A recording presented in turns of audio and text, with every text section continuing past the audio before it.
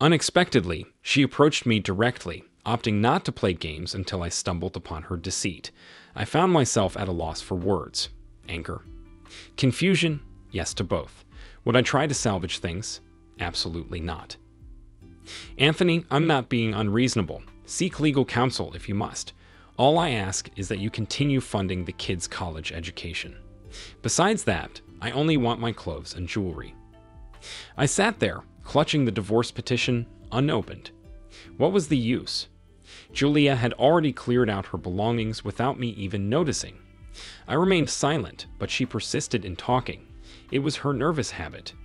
Despite her attempt to appear composed, her rapid speech betrayed her anxiety.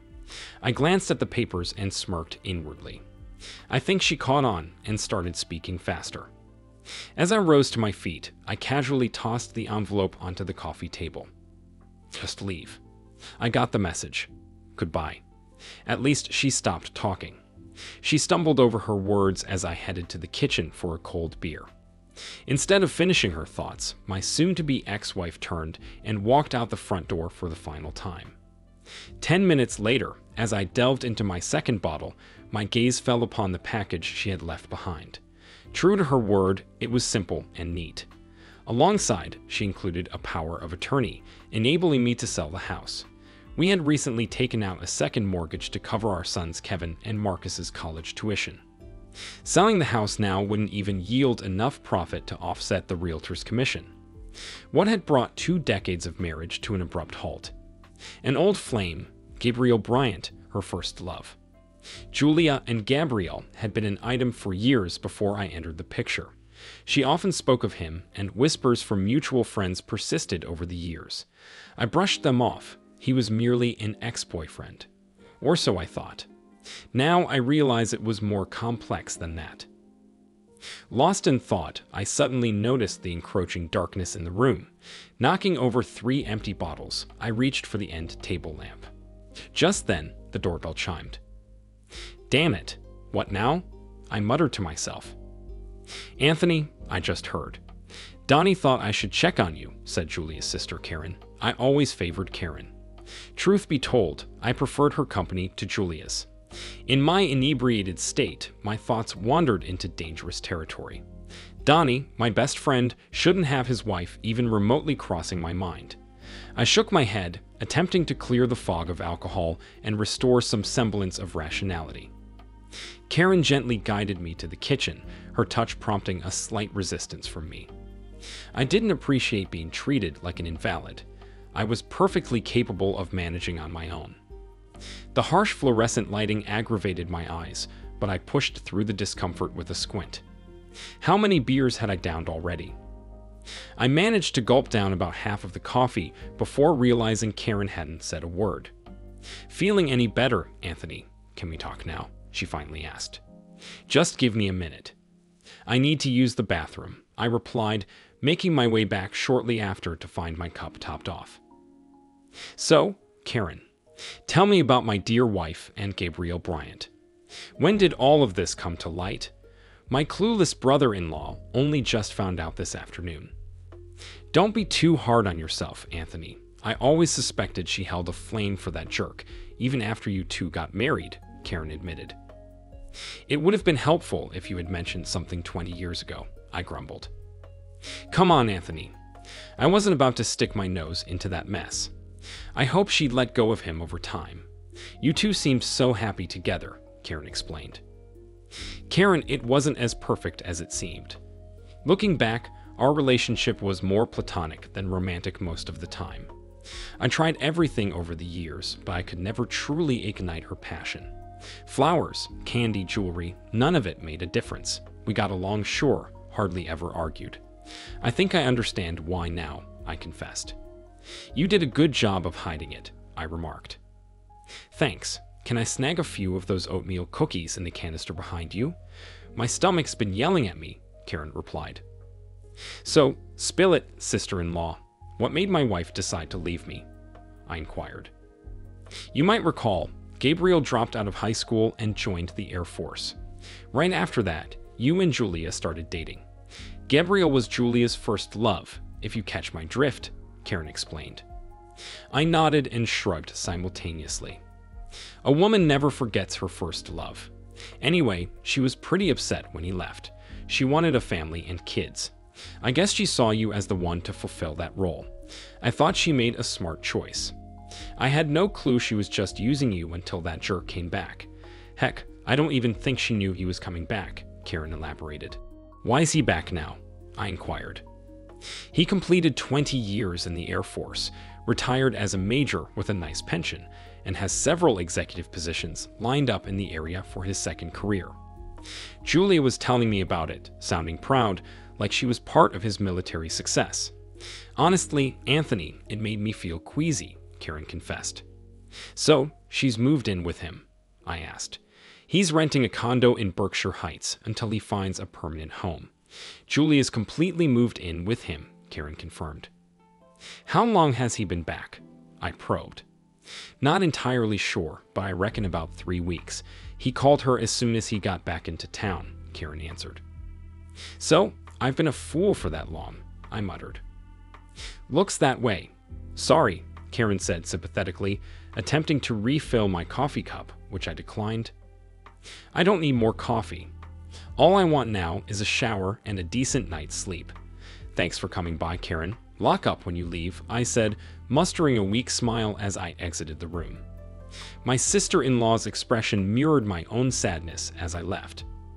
I felt relieved that the boys were no longer living at home. Having to explain what had happened would have been awkward. They would eventually find out, but I hoped to have regained my composure by then, so I wouldn't seem so pitiful. My career choice wasn't particularly ambitious, but I found fulfillment in my work. I managed the produce section at one of the larger supermarkets in town. Despite the company's persistent efforts to promote me to a managerial position over the past decade, I resisted due to the long hours and heavy responsibilities. However, those concerns were irrelevant now. Bright and early the next morning, I phoned my district supervisor and expressed my readiness to advance. By that afternoon, I was assigned to take charge of a new store just 10 miles away from home. After 3 days of training in Baltimore, I dove into my new role. During my spare moments, I informed the boys about the situation with their mother, listed the house for sale, and reorganized all my credit card and banking accounts. Although Julia's car was registered in her name, I swiftly removed it from my insurance policy. Emphasis on the word was. Launching a new store demanded a significant portion of my time, which I welcomed as a distraction from my personal turmoil. Thanks to the company's streamlined procedures, most challenges were easily overcome. Corporate provided experienced store openers to assist during the initial 2 weeks, easing the transition. Half of the staff were seasoned employees transferred from other local stores. With their support and my confidence in the role, I felt comfortable navigating the job's demands. Before long, things had settled into a rhythm. With everything under control and running smoothly at the store, I found the time to begin organizing my personal affairs. Since I intended to secure a small apartment near the store, I embarked on the task of purging unnecessary items from the house. Most of it I simply gave away. Numerous local agencies were eager to accept nearly anything I was willing to part with. Naturally, the first to go was the marital bed. Disposing of the wedding pictures and family photos brought me a sense of satisfaction, although I did keep a small collection of pictures featuring the boys. Donnie phoned, insisting I join him for a cookout at his place the following Sunday. He'd assured me Julia wouldn't be present and wanted to update me on the latest regarding Gabriel Bryant, the local war hero. The cookout turned out to be a low-key affair. Donnie and Karen's 2 teenage daughters made a brief appearance before disappearing, leaving Donnie and me to our conversation. Karen spent most of the afternoon ensuring we had a steady supply of cold beer and tidying up after Donnie's culinary endeavors. All right, Donnie, what's the scoop on Mr., or should I say Major, Bryant? I inquired. All I've gathered, Anthony, is what he's been sharing at the Veterans of Foreign Wars Hall. Gabriel and Julia have been dropping by a couple of times a week. He's all about grandstanding and shaking hands. The guys seem impressed, but I reckon it's just because he's something new. Most of the regulars there are pushing 60, Donnie replied. And where's my devoted wife while he's busy showing off? I inquired. Julia usually stands by his side, beaming with pride, Donnie replied. Humph. She never acted like that when we were together, I grumbled. Don't take it personally, Anthony. You're not exactly a decorated war hero, Donnie chuckled, though I didn't find it amusing. Anthony, he wears a baseball cap with that major insignia proudly displayed. Even his car sports a tag with that gold oak leaf. He's pulling out all the stops to impress everyone with his rank, Donnie explained. Something felt off about Major Bryant. I finished my beer just as Karen arrived with fresh ones. Donnie, Gabriel never even finished high school. How did he become an officer? I recall they scrapped the Mustang program years ago. Nowadays, you need a degree to commission. How did that guy manage to get a college degree when he couldn't even earn a high school diploma? I questioned. Valid point. I don't have an answer, Donnie admitted. Did he really join the VFW? I asked. Yes, he signed up the first week he got back, Donnie confirmed. Can you fetch a copy of his membership application for me? I requested. No problem. Why? Donnie inquired. I just want to look into a few things, I replied cryptically. Karen interjected, urging us to lighten the mood. I couldn't recall what we ended up discussing, but as I headed home a few hours later, a mischievous grin played across my face. The following week started off smoothly. The divorce paperwork was underway, with 3 interested buyers eyeing the house and the realtor expressing optimism. Work was humming along until Thursday, when I found Lucy Sanchez waiting for me in my office. Lucy was the supervisor of my midnight to 8 stocking crew, having been promoted and transferred from a store across town to the new location. All I knew about her was that she was a diligent worker. Her promotion and accompanying raise were universally acknowledged as well-deserved.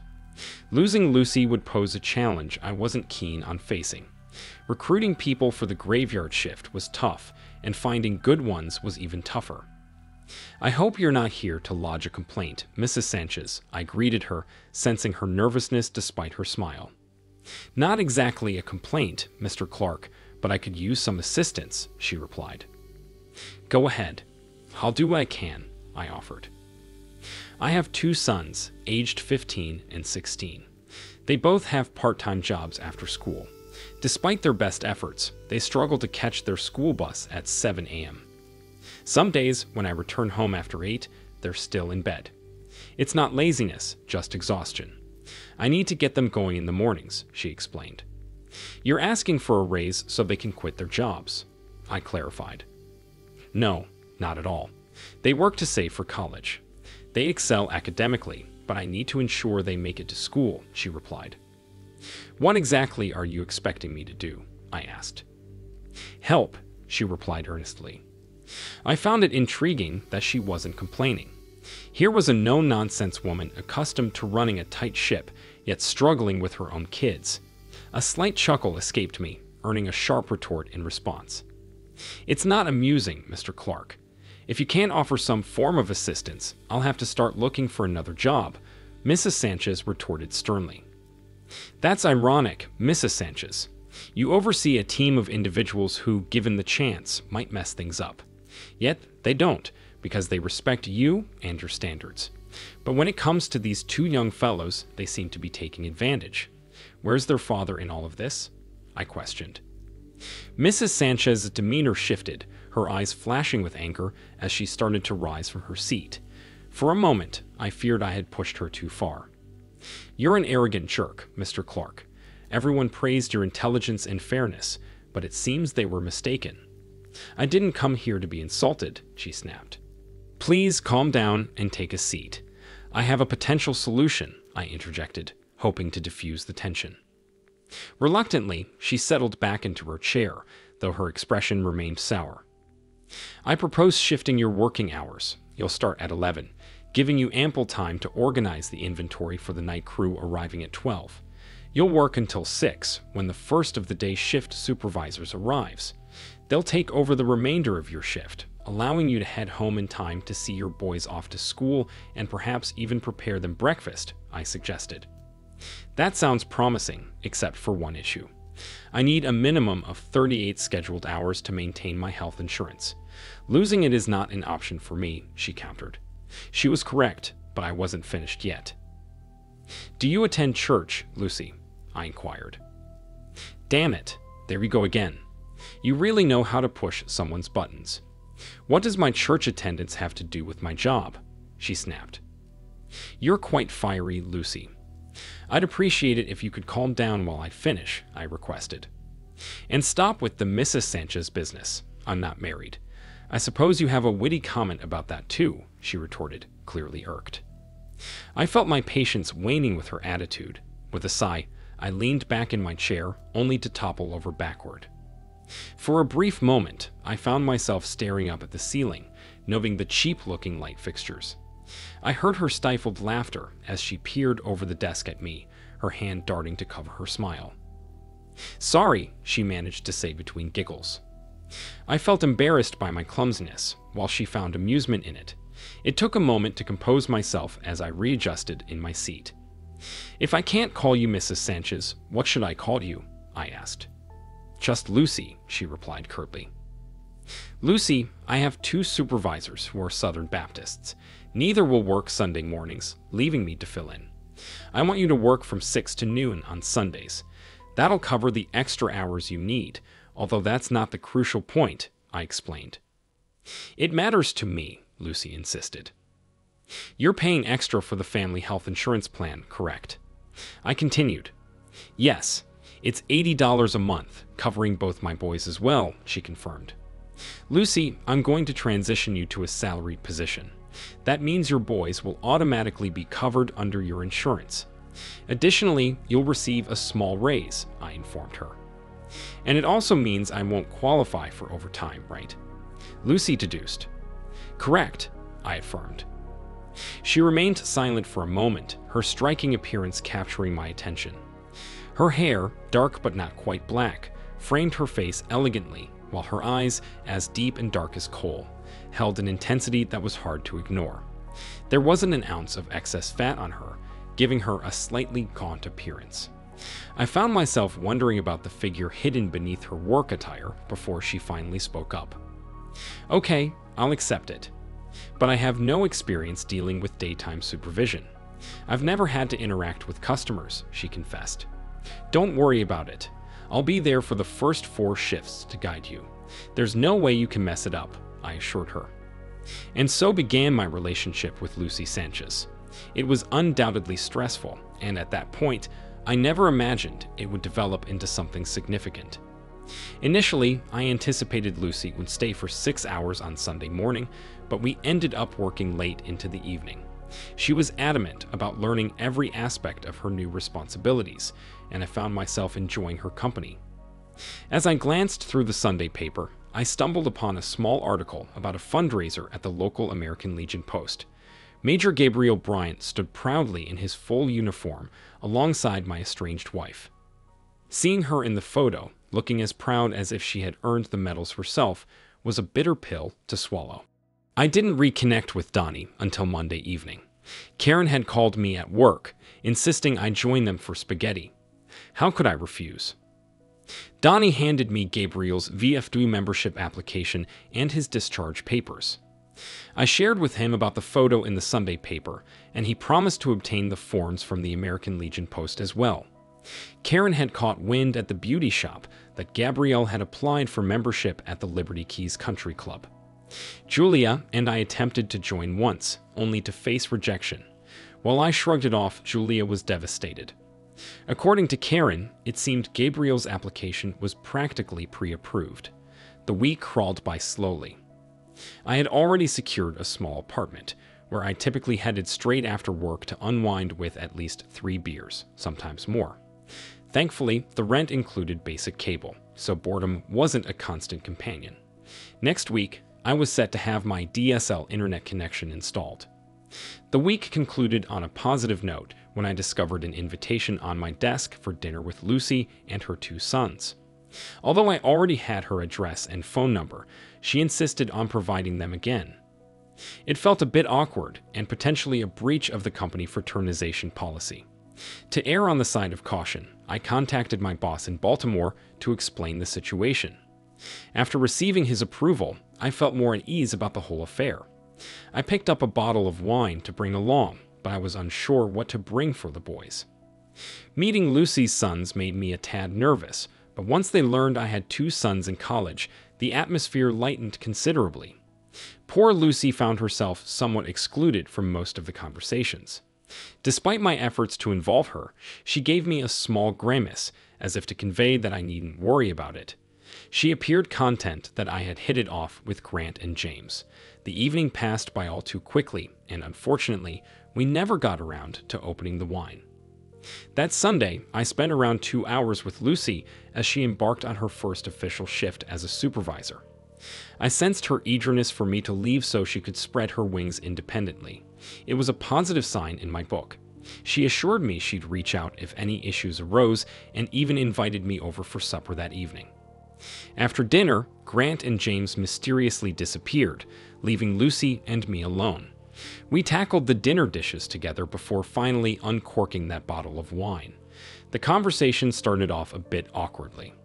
Apart from our professional interactions, our relationship had remained strictly business. Lucy seemed a bit disheartened when I explained the potential complications our relationship could bring, but she quickly brushed it off, expressing confidence that any issues could be easily resolved. While I didn't broach the topic, Lucy felt compelled to shed light on her marital status. She revealed that she had been living with the boy's father in Tucson until one day he vanished without a trace. Despite waiting for 3 years, he never returned. Her brother, a bricklayer in the Philadelphia area, convinced her to move in with him and his family. Eventually, she found her own place and has been working tirelessly ever since to provide for her boys. She never remarried. As I finished recounting my own marital woes, the wine bottle emptied. Despite the heavy subject matter, I found solace in Lucy's company. We spent several hours together, so the wine consumption wasn't a concern when I eventually drove home. For several days, everything proceeded as usual both at work and in my personal life. Donnie paid me a visit one evening armed with information from the American Legion Post. We shared a few beers as we pondered our next steps now that we had all the necessary background details. However, a few beers turned out to be a bit too much, and Karen had to come over to collect her inebriated husband. I ended up being tardy for work the following morning, but fortunately, no one complained, given my position as the boss and my usual punctuality. Friday morning brought another unexpected twist. 3 of the company's vice presidents made an appearance, conducting a cursory walkthrough of the store that felt rather insincere. It all became clear during our lunch break. Apparently, there was a significant shortage of supermarket managers, or so it appeared to me. Before the meal concluded, I was offered a role as a regional supervisor overseeing 6 stores within a 30-mile radius. The salary and benefits offered far exceeded my expectations, prompting me to accept without hesitation. My second in command at the current store was pleasantly surprised when I handed over the entire operation to him. I made just one request, to leave Lucy untouched. A wink and a smile from him indicated we were on the same page. While Lucy was naturally saddened to see me leave the store, she was pleased about my promotion. I took her out for a nice dinner, which you could say marked our first official date. The boys were thrilled to give us a night out together. It also marked the first time I saw her dressed up and made up. She looked absolutely stunning.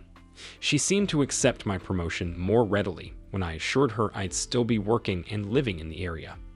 However, she wasn't thrilled to hear that I had to travel to Baltimore for 2 weeks of training.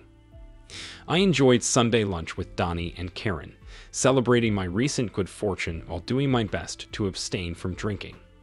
I had plans to make the short drive to Maryland that evening to ensure I'd be fresh for my first day of training. Donnie couldn't help but ask what my plans were regarding Gabriel and Julia. I explained that it would have to wait until I completed my training and settled into my new position. Every day, sometimes twice, Lucy and I talked on the phone. It felt like we were teenagers again. She eagerly inquired about my training, and I made sure to ask about what was happening on her end, particularly with the boys. It seemed she appreciated my interest in them. My new job brought unexpected responsibilities, including a strong emphasis on community involvement. I was expected to join various civic and social organizations, even the local country club. It amused me to learn that my position with the company would practically guarantee my acceptance anywhere I applied. Life seemed to be smiling upon me. Returning home for the first weekend, I saw Lucy twice. I experienced my first kiss with her, though I couldn't shake a sense of discomfort given my ongoing marital status. She teased me about my uncertainty, and we shared a laugh over it. Her playful demeanor was infectious, and I found myself enjoying every moment. The company had rented a small office in one of the local business complexes, fully equipped with a secretary. It was evident they had done this before, as everything was set up and ready to go. I was prepared to dive into my new responsibilities headfirst on the first day. Among the papers on my desk sat my application for full membership at the Liberty Keys Country Club. It was a simple task, just sign it and collect my membership card. I decided that would be my first order of business. Dressed in a sharp new suit and driving my sleek new company car, I felt on top of the world as I strolled into the club lobby. That is, until I spotted Julia. She stood among a group of women, sporting a charming tennis outfit. I hadn't known she played tennis. In an instant, the pain and humiliation of her betrayal flooded back, shattering my confidence. My swagger vanished as I tried to discreetly navigate past the group. However, my attempt to remain unnoticed was thwarted when one of the women remarked, "Isn't that your husband walking in?" Refusing to turn back, I maintained my composure as I handed my application to the attendant. He disappeared into a back room, leaving me to wait anxiously for the impending confrontation. I braced myself for the unpleasant exchange, but my mind drew a blank, leaving me without a clever retort to combat the situation. "Anthony, what are you doing here? This area is for members only, you know. You're not attempting to join again, are you?" Julia's tone was laced with a mix of surprise and discomfort. "Hello, Julia," I greeted her, trying to maintain a composed demeanor. "You're looking well. Nice outfit. Is it new? I didn't know you played tennis." My attempt at casual conversation felt forced, and I couldn't help but stumble over my words. The nervousness was evident in my awkward babbling, and I felt a pang of embarrassment. Julia explained, "I'm taking lessons, Anthony. I've always wanted to play tennis, but we could never afford it." Her response left me with nothing more than a smile in return. "You really shouldn't be here, Anthony. This is very uncomfortable for me. It's members only, you know," Julia persisted, her discomfort palpable.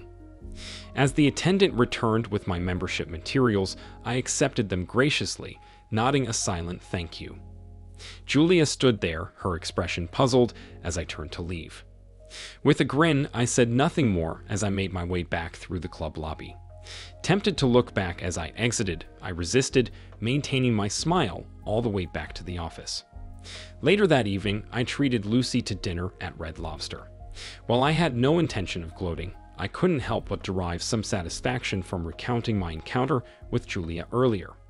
We shared a few giggles over the situation, though our meal remained devoid of wine as Lucy had to be at work by 11. Lucy promised to join me at the club for a late lunch on Sunday, once she finished her shift. Secretly, I found myself hoping we'd encounter Gabrielle and Julia there. The week proceeded smoothly until Friday. Molly, my new secretary, who was now aware of my marital issues, greeted me with a grin as I entered the office. On my desk lay the local newspaper, featuring a photo of Gabrielle Bryant in handcuffs, being escorted into a plain black car.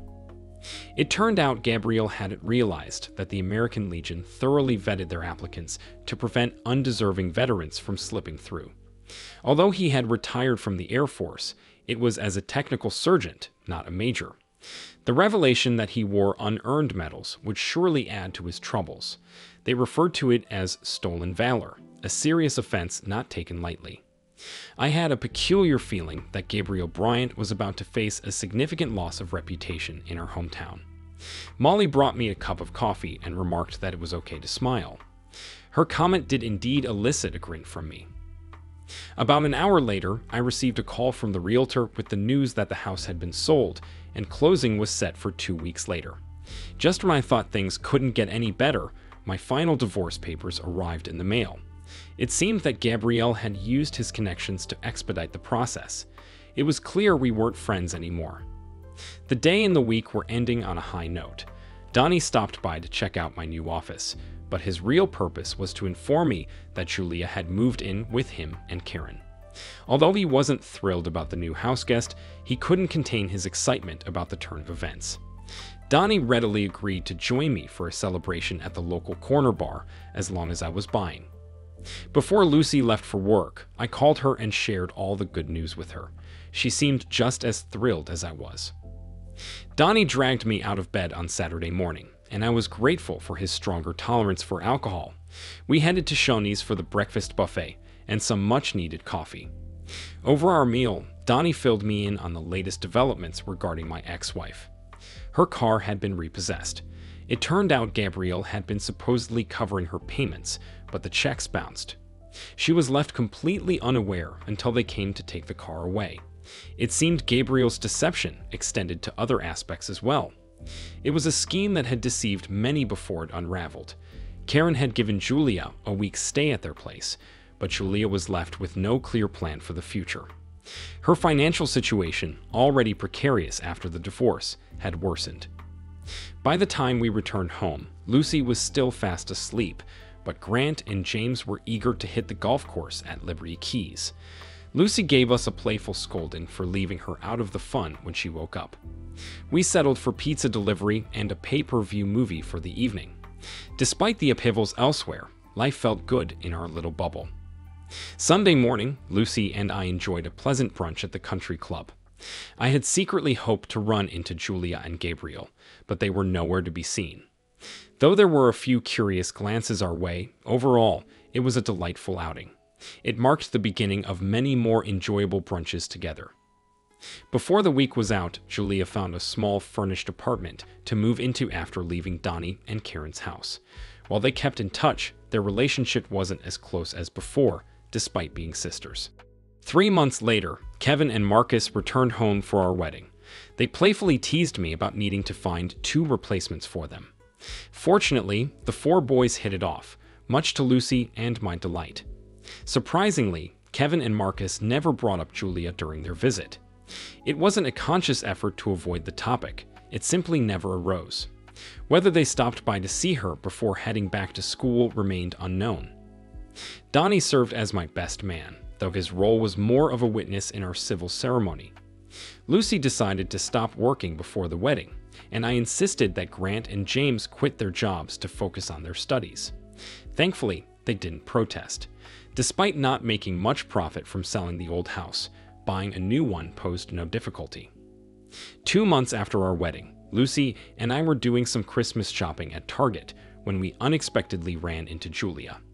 She was stationed at the customer service counter, clad in the standard Target attire of khaki pants and a red shirt. It seemed she had lost weight. Our eyes met briefly before she retreated into the office behind the counter.